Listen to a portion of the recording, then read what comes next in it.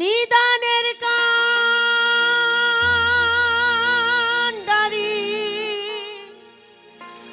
গুরু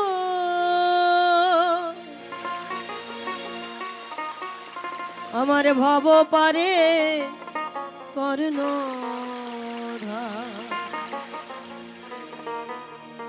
গুরু বিনে গুরু বিনে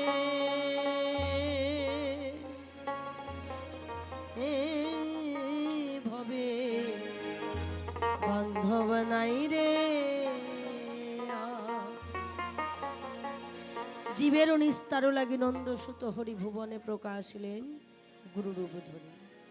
আমার গুরুর মাঝে গোবিন্দ বিরাজ করেন। গুরু যদি কৃপা করে শিষ্যকে চরণে ঠাঁই দেন, গুরু শিষ্য একসাথে ভব নদী পার হয়ে যায়। এ ভব সংসারে সকলেই আপন, তাই না বাবা? পিতা মাতা ভাই বন্ধু,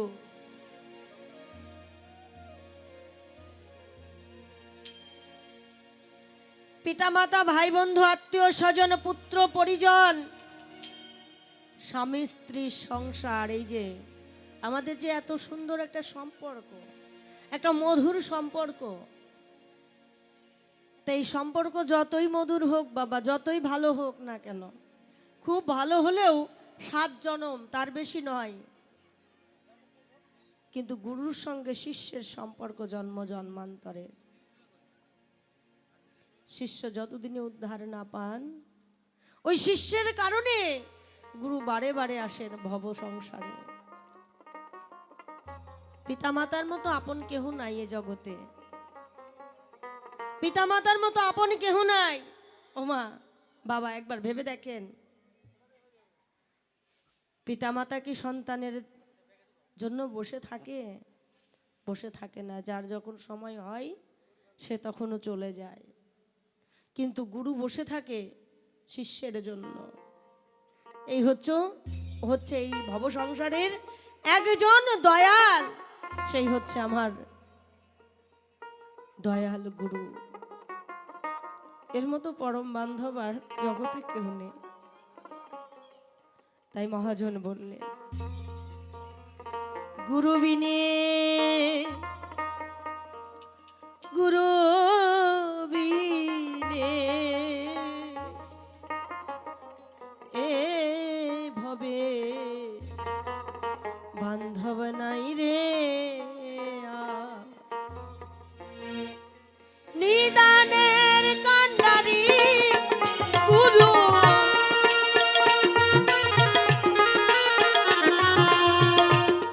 নিদানের কান্ডারি